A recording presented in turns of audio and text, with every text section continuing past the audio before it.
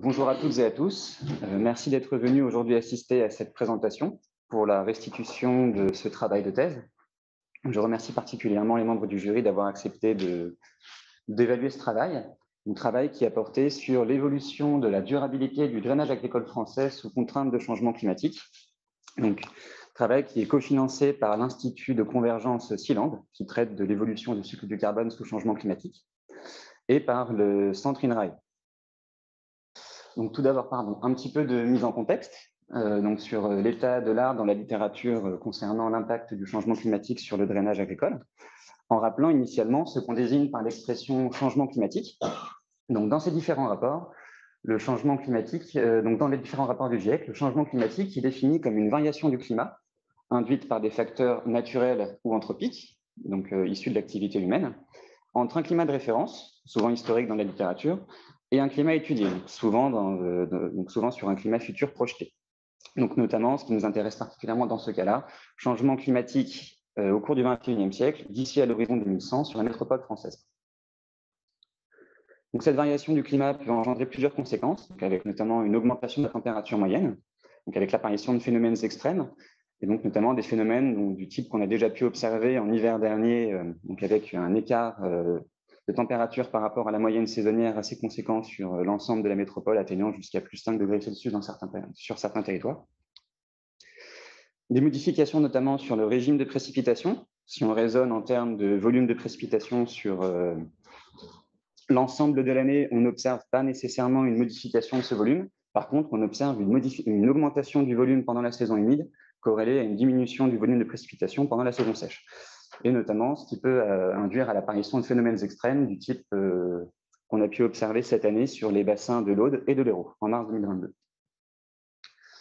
Ces deux modifications entraînent des conséquences sur l'hydrologie de nos systèmes, avec, de manière générale, en métropole, on a observé une diminution des débits à l'étiage pendant la période sèche, ou encore une augmentation des phénomènes de crue, du type de ce qu'on a pu observer lors de la crue de la Seine en mai-juin 2016. Donc, plus particulièrement, ces modifications entraînent également des conséquences sur l'hydrologie agricole. Donc, si on prend l'exemple de la modification du régime de précipitation et donc l'augmentation des précipitations pendant la saison humide, on peut observer une augmentation du risque d'inondation sur les parcelles agricoles qui peuvent être à l'origine d'un phénomène de ruissellement. Phénomène de ruissellement qui serait délétère pour les sols en accélérant leur dégradation, donc notamment en diminuant la travaillabilité de ces sols pour les agriculteurs, qui peuvent également entraîner une perte de rendement agricole par saturation prolongée du sol, donc notamment par asphyxie racinaire si le profil de sol est saturé pendant une trop longue période à la suite de ces phénomènes, et enfin qui peuvent générer des problèmes pour la qualité des eaux.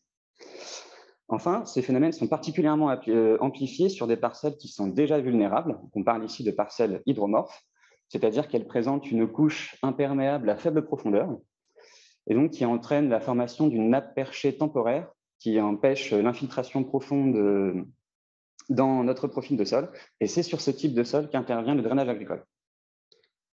Donc, qu'est-ce que c'est ? Dans 80% des cas en France, le drainage agricole est une technique hydraulique qui consiste à introduire des tuyaux perforés, donc au-dessus de la couche imperméable dans notre profil de sol, à une profondeur d'environ allant de 80 à 100 cm, avec un espacement moyen entre deux drains d'environ 12 mètres. Donc, le tout dimensionné pour évacuer une pluie de 15 mm en 2 jours. Donc, l'intérêt de ce système est de favoriser l'évacuation de l'eau sur ces parcelles hydromorphes, donc, ce qui permet notamment d'augmenter l'aération des sols, favoriser le développement racinaire et juste grâce à ce système, augmenter la productivité agricole associée. C'est notamment ce qu'on peut voir sur la figure à droite, où on constate que les cultures sont légèrement plus développées au-dessus des drains, avec une aération favorisée. En France, ce système est pratiqué sur près de 10% de la surface agricole utile. Donc, comme on peut le voir sur la carte de gauche, où on observe l'évolution de la proportion drainée de surface agricole utile par canton. On constate que cette technique est particulièrement utilisée au nord de la métropole, et donc à partir de laquelle on peut distinguer 7 grandes régions drainées, donc la région Nord, la région Grand Ouest, le bassin parisien, le bassin de l'Allier, la région Grand Est, le Haut-Rhône, ou encore la région Sud-Ouest, donc qui est plus ou moins la seule région qu'on observe sur la moitié sud du territoire. Donc ça concerne près de 20% de grandes cultures de type céréales. Il y a quelques études qui ont traité de l'impact du changement climatique sur le drainage agricole dans la littérature, donc notamment ici, en considérant l'évolution du volume annuel drainé, donc du volume d'eau écoulé à travers les drains sur une année hydrologique complète et qui l'ont traité à travers le monde. Et ce qu'on constate en exploitant les résultats issus de ces études, c'est qu'elles présentent elles présentent régulièrement des résultats qui sont divergents. C'est notamment le cas pour deux études qu'on peut observer, donc l'étude de Wang et al. En 2015 ou de Piz et al. En 2017, toutes deux réalisées aux États-Unis sur des sites relativement proches, c'est-à-dire de 100 km, mais suffisamment proches pour lesquels on peut considérer un climat identique, toutes deux sur des surfaces planes, donc qui pourtant ont présenté des résultats différents. Donc, ça montre une première chose, c'est qu'on peut avoir une difficulté à extraire une tendance de l'impact du changement climatique sur le volume annuel drainé, et ça montre également que pour déterminer cette évolution sur le cas français, on va avoir besoin de réaliser une étude plus locale. Donc ça nous permet de poser la problématique et les objectifs suivants, à savoir quelle est l'évolution des caractéristiques hydrologiques du drainage agricole français sous contrainte de changement climatique, avec notamment la première question, comment caractériser l'ensemble de cette diversité pédoclimatique sur notre zone d'étude, donc comme on a vu avec les 7 grandes régions drainées de la métropole. Quelles sont les principales caractéristiques hydrologiques qu'on va chercher à représenter et comment les modéliser, pour enfin s'intéresser à comment simuler ces caractéristiques dans un futur sous changement climatique. Donc on va voir que ces questions nous ont amené à poser donc un travail donc, qui s'est déroulé en plusieurs étapes. Donc la première étant de déterminer une base de données pour représenter cette diversité pédoclimatique, base de données à partir de laquelle nous allions pouvoir déterminer et simuler le débit hydrologique avec un modèle hydrologique associé, pour en extraire des descripteurs hydrologiques relatifs aux informations qu'on va chercher à décrire sous changement climatique. Tout ce processus est également soumis à plusieurs incertitudes, donc on va chercher à évaluer ces incertitudes pour au final pouvoir qualifier réellement et quantifier l'impact du changement climatique sur l'hydrologie du drainage sur la métropole française. Donc tout d'abord la base de données. Donc dans notre étude, nous avons regroupé une base de données composant 22 sites, donc répartis sur 17 localisations, donc qui cumulent près de 200 années hydrologiques, donc c'est relativement significatif dans le monde du drainage agricole. Donc, c'est une base de données qu'on a compilée en utilisant des sites pour certains qui avaient des données remontant à plusieurs années, donc de la fin des années 70, avec des sites plus récents, pour le plus récent en 2016, donc qui nous permettent d'obtenir ces 22 points sur la carte. On constate qu'ils sont essentiellement répartis sur la moitié nord du territoire. Donc, ces sites sont marqués par plusieurs dimensions, donc notamment avec plusieurs surfaces, que ce soit à l'échelle de la parcelle d'environ 1 hectare, ou encore un groupement de parcelles qui pouvant cumuler plusieurs centaines d'hectares, à des profondeurs comprises entre 80 et 100 cm, et par des écartements entre deux drains compris entre 8 et 24 mètres.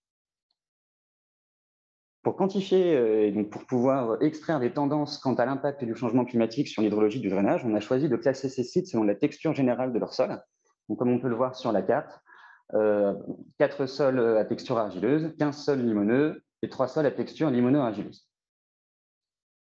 On peut déjà ici mettre en avant quelques limites de cette base de données. Donc, une première étant qu'on a des régions drainées qui sont sans site, c'est notamment le cas du bassin de l'Allier ou encore de la région Nord, ou des régions qui sont avec un seul site, comme le Sud-Ouest ou le Haut-Rhône. Et enfin, le simple fait que classer les sols selon la texture de leur sol est en soi une grosse hypothèse, puisque c'est difficile de résumer l'ensemble de la spécificité d'un sol à sa seule texture. C'est le choix qu'on a fait ici pour maximiser nos chances d'extraire des tendances du changement climatique sur l'hydrologie du drainage. Donc, je fais un zoom particulier sur le site de la Jalière, qu'on a utilisé comme référence tout au long de ce travail, donc, qui est un site situé en Loire-Atlantique, d'une surface de 1 hectare, avec un réseau profondeur entre 80 et 100 cm et d'un écartement de 10 mètres, donc qui est sur une texture limoneuse, comme 15 sites sur nos 22 points utilisés, donc qui est géré par l'Institut Arvalis. Donc, une fois qu'on a cette base de données, on s'intéresse à comment pouvoir simuler le débit associé, donc utiliser un modèle hydrologique capable de bien représenter toute la diversité extraite de cette base de données. Donc, il existe plusieurs modèles hydrologiques assez célèbres pour représenter l'hydrologie du drainage à l'échelle de la parcelle. On a notamment le modèle macro, qui est couramment utilisé en Europe pour l'évaluation du devenir des pesticides par le groupe de travail Focus, ou encore le modèle DrainMod, couramment utilisé aux États-Unis, notamment pour tout ce qui va être législation autour de l'impact du drainage sur leur territoire. Donc, ces modèles sont très intéressants, très performants. Ils ont un petit défaut, c'est qu'ils nécessitent beaucoup d'informations pour pouvoir être utilisés. Donc, si on prend l'exemple d'un système à modéliser, par exemple, sur notre profil qui va être déterminé par 4 horizons texturaux différents, donc marqués par une profondeur précise, un écartement entre deux drains assez précis. Ces systèmes vont demander d'avoir des paramètres pour chacune des textures de sol considérées. Donc, ça va nécessiter une grosse source d'informations et ça ne va pas simplifier le fait d'utiliser ces deux modèles sur les 22 points de notre base de données. Donc, dans notre cas, on a choisi d'utiliser un modèle plus parcimonieux, donc le modèle CIDRA-RU, pour simulation du drainage réserve utile, qui est un modèle de conversion flux-débit, c'est-à-dire qu'il est alimenté par une chronique de précipitation et d'évapotranspiration pour simuler un débit hydrologique associé, et donc qui est composé de deux modules. Donc, avec un premier module hydraulique historique à base physique, le module CIDRA, et un module plus récent, le module conceptuel RU pour réserve utile. Donc, la différence de ce modèle par rapport au modèle macro et DrainMod, c'est que là, on intègre bien le fait que le sol est considéré comme un tout homogène, on n'intègre pas la différenciation texturale que nécessiteraient pourtant les demandes de macro et DrainMod. Donc, ça nous permet de vraiment simplifier l'approche et de l'utiliser sur plus de sites. Donc, ce modèle se décompose en 3 étapes, donc avec une première étape qui consiste à déterminer la précipitation nette et donc basiquement à intercepter la précipitation, donc la quantité d'eau entrante dans mon sol par rapport à l'évapotranspiration, la quantité d'eau sortante de mon sol due au rayonnement solaire, pour pouvoir en déterminer la pluie nette. Pluie nette à partir de laquelle on va pouvoir calculer la recharge pour alimenter la nappe dans notre profil de sol. Donc cette recharge, elle dépend de 3 stades, donc qui dépendent du niveau du réservoir présent dans notre sol. Donc avec un premier stade, on considère que l'eau est entre le seuil minimum du réservoir et un seuil intermédiaire, où l'ensemble de la précipitation nette entrante dans mon système ne contribue qu'uniquement à remplir mon réservoir. Donc on n'apporte pas de recharge à la nappe. À partir du moment où on atteint un deuxième stade, le stade 2, donc là on a atteint un seuil intermédiaire, on va considérer qu'une partie de la précipitation nette entrante dans notre système va contribuer à recharger la nappe, le reste va continuer à remplir le réservoir, donc avec une proportion de 1/3 contribuant à recharger la nappe. Une fois qu'on a dépassé le seuil maximal de saturation du réservoir, le réservoir ne peut plus être rempli, auquel cas l'ensemble de l'eau entrante dans le système contribue à recharger la nappe. Ce terme de recharge de nappe nous permet de déterminer la hauteur de nappe associée, donc le débit qui nous intéresse. Et donc cette hauteur de nappe, notamment, est fonction de la forme de la nappe qui peut évoluer au cours du temps, suivant le phénomène hydrologique, notamment si on est marqué par un phénomène de précipitation assez récent, une forme de nappe qui va se rapprocher du drain, donc ici sur un profil entre le drain et l'interdrain, distance entre deux drains consécutifs, à la médiane entre deux drains consécutifs. Ou alors, si on est plutôt sur une période sèche pendant laquelle on n'a pas observé de phénomène pluviométrique depuis un certain temps, un rabattement de nappe entre ces deux points. Donc, pour simplifier la résolution de nos équations et notamment pouvoir déterminer notre hauteur de nappe associée, on a considéré que cette forme de nappe était fixe, donc selon un quart d'une ellipse de référence entre notre drain et l'interdrain, ce qui nous permet d'intégrer spatialement cette relation pour obtenir une relation uniquement dépendante du temps. Donc, c'est la résolution simplifiée de l'équation de Boussinesq, qui nous permet de déterminer une variation de la hauteur de nappe au pas de temps journalier, une hauteur associée et un débit hydrologique associé. Notamment dans ces deux équations, les deux paramètres les plus importants sont la conductivité hydraulique à saturation CASAT et la porosité de drainage U. En résumé, on a un modèle de conversion Q-débit qui fonctionne au pas de temps journalier, qui nécessite la calibration pour 4 paramètres, donc la conductivité hydraulique à saturation CASAT et la porosité de drainage pour le module CIDRA, et le seuil intermédiaire S-inter et le seuil maximal S-max pour le module RU. Donc, la description de ce modèle a notamment donné lieu à un article auquel j'ai contribué, donc qui servait à présenter le développement de ce modèle sur le site de la Jalière et notamment à tester la sensibilité du modèle aux paramètres à partir duquel les paramètres sont calibrés, enfin, aux critères de performance à partir duquel les paramètres sont calibrés. Donc, une fois qu'on a ce modèle, on va chercher à qualifier sa performance sur les 22 sites. Donc notamment ici au regard du critère numérique de performance KGE', donc il y a un critère positivement orienté, c'est-à-dire que plus on se rapproche de 1, plus on considère que le modèle est performant. Donc si on compare la performance de ces paramètres sur l'ensemble de nos 22 sites avec les scores qui sont représentés à gauche, on constate que pour la quasi-totalité de nos sites, on avait un critère de performance au moins acceptable, avec une limite ici pour un sol argileux. Donc on met déjà en avant une légère faiblesse du modèle CIDRA-RU sur les sols argileux. On a poussé l'analyse du modèle hydrologique CIDRA-RU sur cette base de données en réalisant un test de robustesse temporelle, qu'on appelle un calage contrôle, sur 9 sites disposant assez de données pour pouvoir réaliser ce test. Donc, ce test consiste à diviser en deux la période de chronique disponible à calibrer le modèle sur chacune des sous-périodes et à tester le jeu de paramètres obtenu sur l'autre sous-période. Si le critère de performance obtenu en contrôle est similaire à ce que j'avais en calage initialement, on considère que le modèle est temporellement robuste.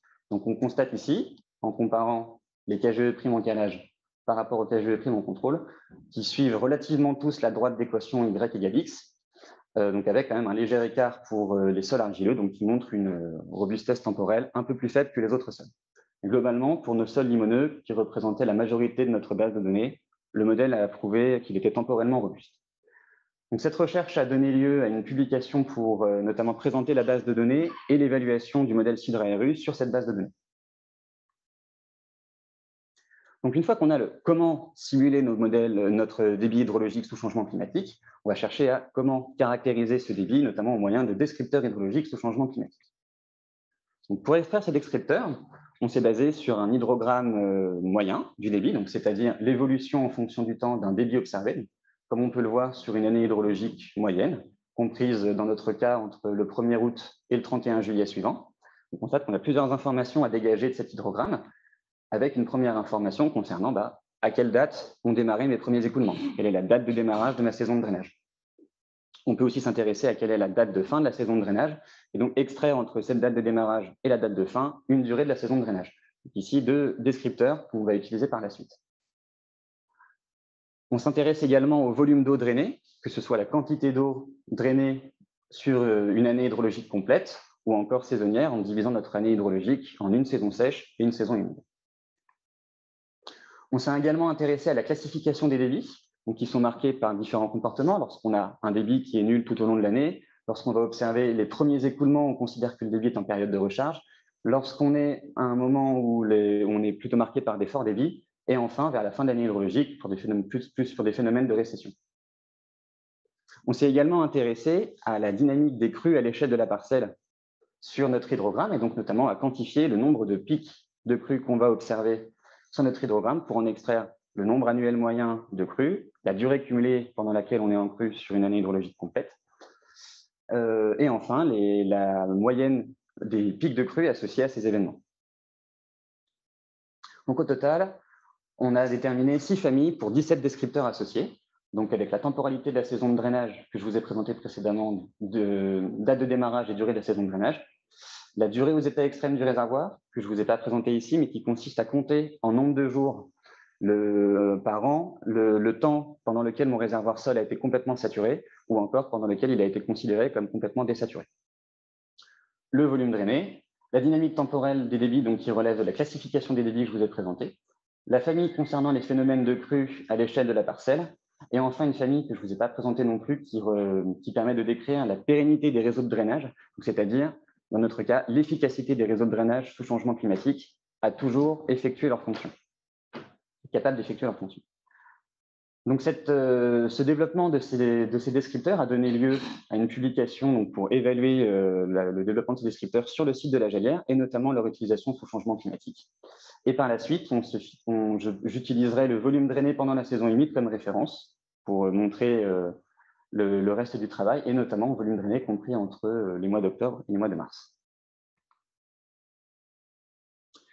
Pour pouvoir déterminer ces descripteurs sous changement climatique, on a utilisé une chaîne de modélisation hydroclimatique qui consiste à insérer le modèle CIDRA-RU dans une chaîne complète alimentée par des projections climatiques. C'est-à-dire qu'on va alimenter le modèle CIDRA-RU à partir de projections climatiques, donc des chroniques de précipitation et d'évapotranspiration. Dans notre cas, des projections issues de la base de données DRIAS 2020, qui était considérée comme une référence au moment où on a commencé la thèse pour l'utilisation des projections climatiques sur la métropole française. Donc, le principe de cette chaîne de modélisation commence d'abord par l'utilisation de scénarios socio-économiques, qu'on appelle des Representative Concentration Pathways, c'est-à-dire des scénarios qui permettent de synthétiser sous forme de forçage radiatif l'appui émis par les émissions de gaz à effet de serre sur l'atmosphère. On va distinguer 3 scénarios, avec un premier scénario très optimiste, le 2.6, scénario où on considère qu'à l'échelle internationale, on a réussi à mettre en place une forte politique environnementale qui contribue à diminuer significativement nos émissions de gaz à effet de serre. Donc, on a été très bon sur le sujet. Un scénario intermédiaire, un peu plus réaliste que le 2.6, mais qui reste quand même optimiste, donc le scénario 4.5.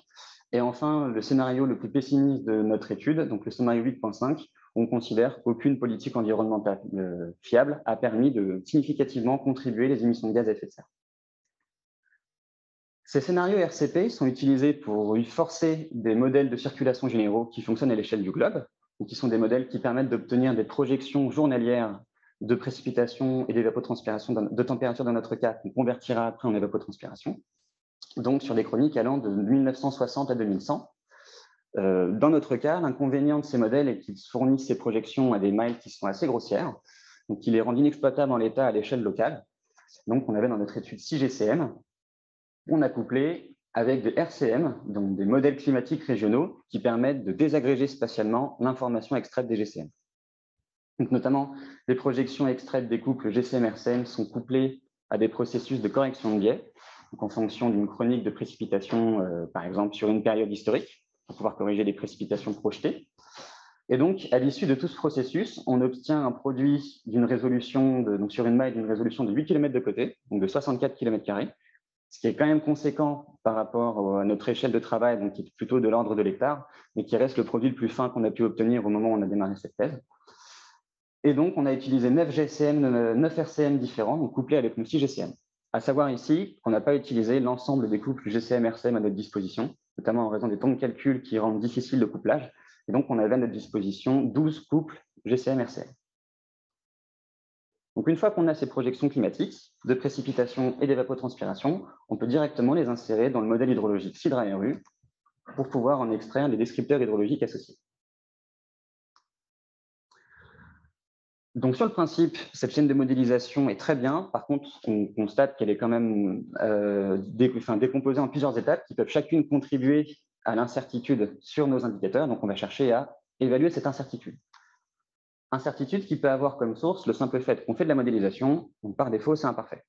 Si on regarde ici le cas du modèle hydrologique CIDRA-RU, donc sur le graphique qui montre la comparaison entre un débit hydrologique simulé en bleu et observé en bleu et un débit simulé en rouge avec le modèle CIDRA-RU, en considérant que nos chroniques observées sont utilisées comme référence pour déterminer nos simulations, on constate qu'on a un écart à cette référence. Le modèle est quand même assez bon, mais on a quand même des écarts qui peuvent se propager sur nos descripteurs hydrologiques.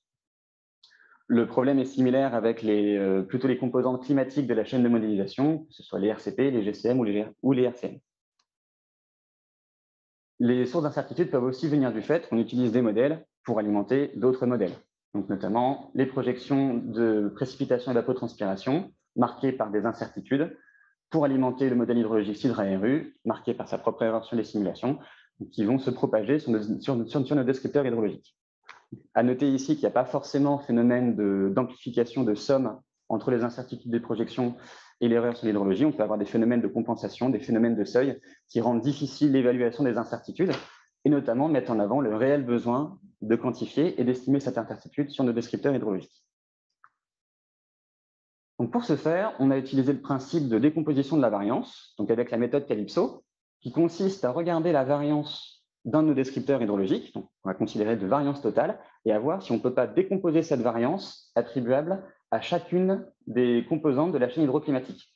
La part induite par les RCP, par les GCM, les RCM, la méthode de correction de biais, le modèle hydrologique en lui-même, ou encore la manière dont on a calibré notre modèle hydrologique. Donc pour pouvoir réaliser cette évaluation, on a besoin de plusieurs éléments pour chacune de nos composantes. Donc on avait 3 RCP, c'est bon. 6 GCM différents, c'est bon. 9 RCM, c'est bon. Donc, à voir aussi ici qu'on n'a pas à notre disposition l'ensemble des combinaisons RCP, GCM et RCM. On a utilisé 30 combinaisons à notre disposition. On n'avait qu'une seule méthode de correction de biais, donc ce qui nous a empêché d'évaluer la contribution de nos incertitudes dues à la méthode de correction de biais. Donc, c'est une des limites de notre évaluation. On a, en plus du modèle hydrologique CIDRA-RU, utilisé les deux autres modèles que je vous ai présentés précédemment, à savoir les modèles BrainMod et Macro, et on a déterminé 3 jeux de paramètres pour chacun de ces 3 modèles, donc ce qui nous donne un total de 270 simulations. Pour obtenir l'équation suivante, c'est-à-dire décomposer la variance totale de notre descripteur hydrologique en fonction de la variance issue des RCP, la variance issue des GCM, celle issue des RCM, des modèles hydrologiques et celle issue des paramètres. À cette somme viennent se rajouter 2 termes supplémentaires, qui sont d'abord la variabilité interne climatique, c'est-à-dire on est sous changement climatique pendant une période donnée, donc qui est sur une échelle d'un siècle, la simple évolution du climat au cours de cette période de temps. Et enfin, une variabilité résiduelle, donc qui est la part de variabilité qu'on ne peut pas attribuer à aucun des autres termes de notre équation. Ça nous permet d'obtenir les graphiques suivants. Donc ici, dans le cas sur le volume drainé pendant la saison humide sur le site de la Gelière. Donc avec notamment un graphique de gauche qui nous permet d'observer l'évolution des anomalies hydrologiques sur notre volume drainé pendant la saison humide, donc c'est-à-dire relativement quelle est l'évolution en pourcentage de notre volume drainé pendant la saison humide au cours du XXIe siècle. Donc on constate que la tendance de ce volume drainé pendant la saison humide est à l'augmentation, marquée jusqu'à plus 20% d'ici à la fin du siècle. Par contre, les gammes de valeurs associées possibles par rapport à ce descripteur hydrologique sont fortes et atteignent de moins 40 à plus 60 d'ici à la fin du siècle. Donc on est marqué par une incertitude assez significative. Et quand on cherche à décomposer cette incertitude, ce que nous représente le graphique de droite, on constate que plus le temps passe, plus les incertitudes sont marquées par les composantes de la chaîne, avec d'abord la contribution issue des RCP qui est relativement faible, ne dépassant pas les 5% sur l'ensemble des macroniques. Par contre, dès qu'on regarde la contribution issue des GCM, cette contribution atteint jusqu'à plus de 40% à elle seule, d'ici à la fin du siècle. Même chose pour les RCM, avec un cumul de contributions aux incertitudes de près de 70% juste aux composantes GCM et RCM de la chaîne, alors que les modèles hydrologiques ne dépassent pas une contribution de plus de 2% sur notre descripteur hydrologique. Et quant aux paramètres des modèles hydrologiques, on ne les voit carrément pas sur ce graphique, qui sont très faibles avec des contributions inférieures à 1%. Concernant les termes de variabilité interne climatique et de variabilité résiduelle, donc, la variabilité interne climatique est plus forte au début de notre chronique et tend à diminuer en termes de contribution par rapport à l'ensemble des composantes d'ici à la fin du siècle, alors qu'au contraire, la variabilité résiduelle tend à augmenter et on atteint jusqu'à près de 15% de variabilité résiduelle qu'on n'arrive pas à expliquer avec les autres termes. On peut mettre ici une certaine limite quant à la méthode qu'on a employée. Donc, on a réalisé cette évaluation sur 3 autres descripteurs hydrologiques en plus du volume drainé pendant la saison sèche, donc sur la durée de la saison de drainage, le volume drainé pendant la saison sèche, et le débit maximal annuel. Pour les 4 descripteurs, on a observé des résultats identiques, à savoir que dans les 4 cas, ce sont les GCM et les RCM qui sont les principaux contributeurs à l'incertitude totale. On a observé qu'on n'avait que peu ou pas d'influence relative des composantes hydrologiques, que ce soit les modèles en eux-mêmes ou la paramétrisation de ces modèles. Et enfin, ce qui a validé le choix d'utiliser uniquement le modèle hydrologique Sud-Rhin sur nos 22 sites, et donc de ne pas avoir à utiliser Macro et Drainmod sur l'ensemble des autres sites. Donc, cette étude donne lieu à une publication qui est actuellement en cours de review dans le journal Hydrological Science Journal. Donc, une fois qu'on a qualifié l'évaluation de nos incertitudes sur nos descripteurs hydrologiques, on s'intéresse à réellement ce qui nous intéresse, quel est l'impact du changement climatique sur l'hydrologie du drainage. Donc pour ce faire, on a représenté spatialement les anomalies hydrologiques relatives des descripteurs hydrologiques, c'est-à-dire si je regarde mon descripteur hydrologique sous changement climatique dans une période future, et je vais le comparer relativement à mon descripteur hydrologique sur une période historique de référence. Donc une période historique choisie comme la période allant de 1975 à 2004. Et pour simplifier nos analyses, on a décomposé la période future en 3 sous-périodes, avec un premier futur proche, donc allant de 2006 à 2040, qu'on appellera PP1, futur intermédiaire 2041-2070, qu'on appellera PP2, et futur lointain 2071-2099, qu'on appellera PP3. Donc ça nous permet de représenter spatialement la répartition de ces anomalies sur nos 22 sites. Donc on a ici le cas du volume drainé pendant la saison humide, sous le RCP 8.5, le RCP le plus pessimiste de notre étude. Donc on peut observer l'évolution au cours du temps, donc de la période future proche à la période future lointaine PP3, des anomalies hydrologiques du volume drainé pendant la saison humide, avec notamment des anomalies positives, plus les couleurs tendent à être rouges, et négatives, plus elles tendent à être bleues. On a également représenté la texture des sols associés pour voir si on pouvait déjà classer ces anomalies par rapport à la texture de nos sols.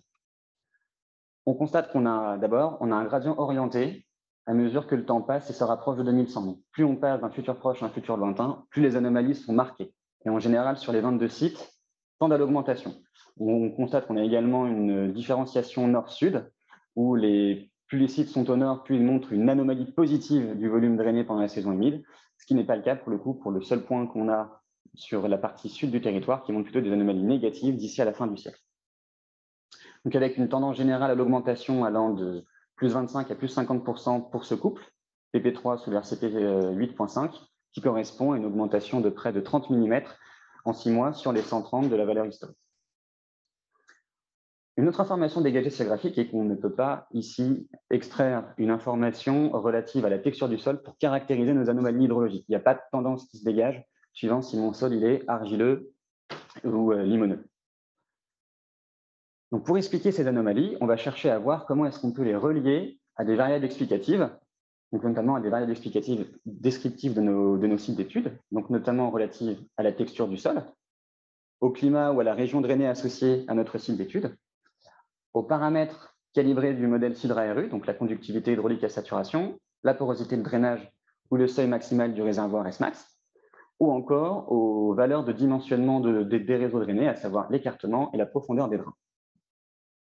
Pour relier ces 7 variables explicatives à nos anomalies hydrologiques, donc on les a reliées au moyen de modèles linéaires généralisés, qui consiste à faire une régression entre nos anomalies hydrologiques et nos variables explicatives, régression à partir desquelles on extrait des coefficients de régression associés, décrivant l'impact et l'influence de chacune de nos variables explicatives sur nos anomalies, et des contributions à la variance de cette variable explicative sur notre anomalie hydrologique.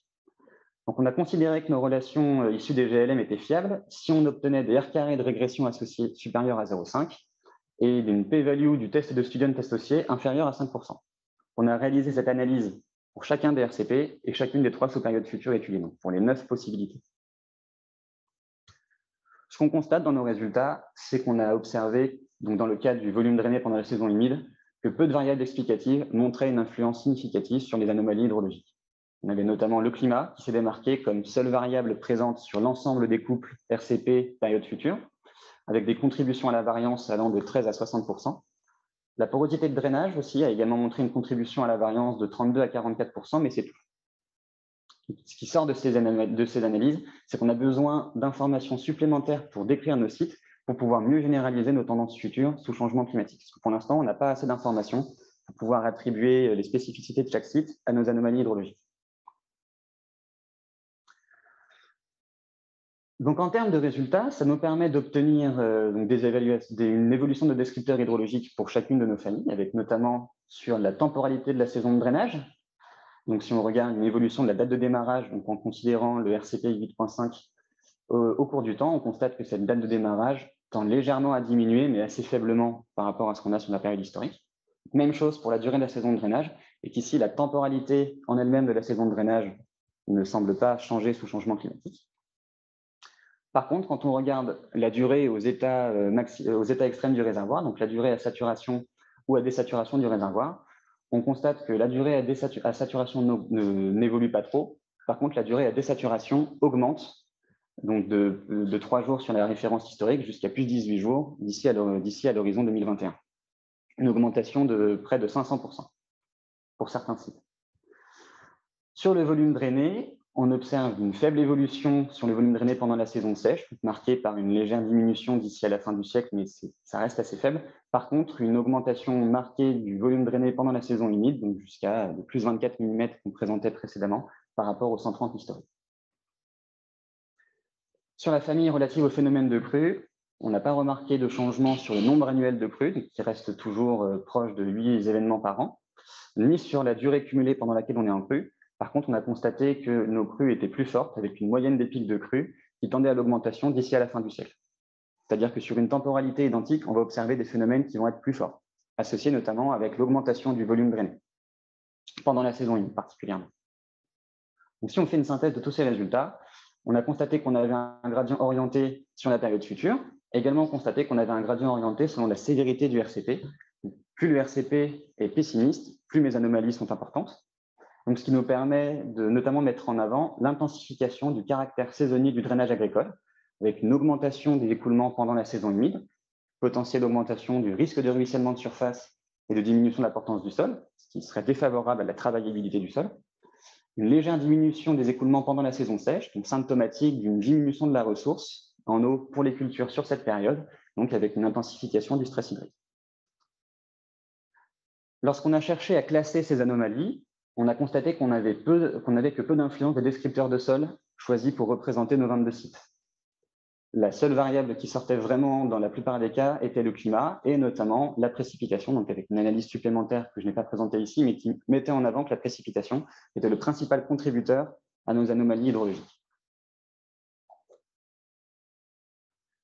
Donc, ces phénomènes vont présenter des conséquences, notamment avoir des impacts sur l'efficacité des réseaux. Si on observe sur une période de temps identique un volume plus fort écoulé, on va avoir une mise en charge plus précoce des réseaux qui peuvent diminuer leur efficacité parce qu'à partir du moment où le réseau est complètement saturé, il n'est plus efficace pour permettre d'évacuer les eaux dans le sol. Donc, on augmente le phénomène de ruissellement. Donc, ça peut mettre en avant un potentiel besoin de redéfinir les consignes de dimensionnement pour de nouveaux réseaux installés sous changement, donc au cours du XXIe siècle. On va également observer des impacts sur les pratiques agricoles. Comme on avait constaté une augmentation du volume drainé pendant la saison humide, on peut observer un impact sur les cultures d'hiver, donc avec les phénomènes qu'on avait présentés précédemment. Une légère augmentation du stress hydrique pendant la saison sèche, mais là, pour le coup, on n'observe pas de différence par rapport à un milieu non drainé, où du coup, la présence ou non d'un réseau drainé sur ces parcelles ne change pas l'évolution. On a un impact sur la qualité des eaux issues des parcelles drainées, notamment si on a une utilisation d'intrants de type produits phytosanitaires ou encore nitrates. Donc, dans le cas des nitrates, avec une augmentation du risque de transfert des nitrates pendant la saison humide, corrélée à l'augmentation du volume drainé pendant la saison humide, une exportation favorisée des nitrates sur cette période. Dans le cas des produits phytosanitaires de type pesticides, qui sont plutôt dépendants de la temporalité des écoulements, on observe que peu ou pas trop de changements sur la saison, donc en automne, par contre une diminution du risque de transfert au printemps. Une limite est à mettre ici, c'est qu'on a travaillé en termes de moyenne, on est quand même soumis au risque de phénomènes extrêmes qui seraient décorrélés de notre tendance, notamment c'est ce qu'on avait observé dans une étude que je ne vous ai pas présentée ici, mais une potentielle augmentation du risque de ruissellement des produits phytosanitaires pendant la saison de printemps, notamment sur le RCP 2.6. Cette étude est marquée par des limites. Donc, on avait déjà établi au début des limites quant à la base de données, donc qui peut être perfectible, des incertitudes assez fortes. Donc, on avait eu l'exemple du volume drainé pendant la saison humide, marquée par le fait qu'on n'a pas intégré les pratiques agricoles dans les simulations, qui peuvent potentiellement jouer un rôle sur l'hydrologie de nos systèmes, et on n'a pas non plus intégré les pratiques de gestion du sol, comme la pratique du labour ou non-labour, qui peuvent remettre en cause l'hypothèse quant à l'homogénéité de notre profil, et donc modifier les caractéristiques hydrologiques du sol. Donc, on peut mettre en avant différentes voies d'amélioration, avec notamment un couplage d'un module agronomique pour quantifier plus précisément l'impact du changement climatique sur le drainage. Donc, il y a déjà eu un couplage entre le modèle SIDRA et le modèle STIX. Donc, on pourrait voir pour actualiser ce couplage avec la version SIDRA-RU. Une intégration des modules de transfert de nitrates et de produits phytosanitaires, donc à notre chaîne de modélisation hydroclimatique. Donc, par exemple, le modèle NIMDRAIN qui est couplé avec SIDRA-RU pour la lixiviation des nitrates, ou encore PestDrain, pareil, couplé avec SIDRA-RU pour la lixiviation des pesticides. Et enfin, on peut imaginer de compléter la base de données en introduisant de nouveaux sites, notamment sur les secteurs sur lesquels on n'a que peu de sites comme le Sud, pour pouvoir obtenir une meilleure analyse sur ces territoires-là, ou enfin de déterminer d'autres méthodes de classement, comme on a montré que la texture de sol, notamment, ne permettait pas, dans notre cas, de pouvoir extraire des tendances quant à l'impact du changement climatique sur l'hydrologie du drainage. Donc en conclusion, pour reprendre tout ce qu'on a vu depuis le début, on a une base de données de 22 sites qu'on a utilisée pour représenter la diversité pédoclimatique des sols français. Base de données qu'on a simulée au moyen du modèle hydrologique SIDRA-RU, donc plus simple et plus robuste plus simple que ce qu'on avait vu par rapport à MacroEdRainMod et qu'on a évalué comme étant relativement robuste notre base de données. Modèle à partir duquel on a extrait les caractéristiques hydrologiques du drainage selon 17 descripteurs hydrologiques. Et enfin, qu'on a intégré à une chaîne de modélisation marquée par 30 projections climatiques sur 3 scénarios futurs, 3 scénarios socio-économiques futurs. Donc, ce qu'on a extrait de tout ça, c'est une intensification du caractère saisonnier du drainage et notamment quelques potentielles stratégies d'adaptation, donc principalement le cas du potentiel redimensionnement du drainage pour l'adapter aux nouvelles conditions sous changement climatique.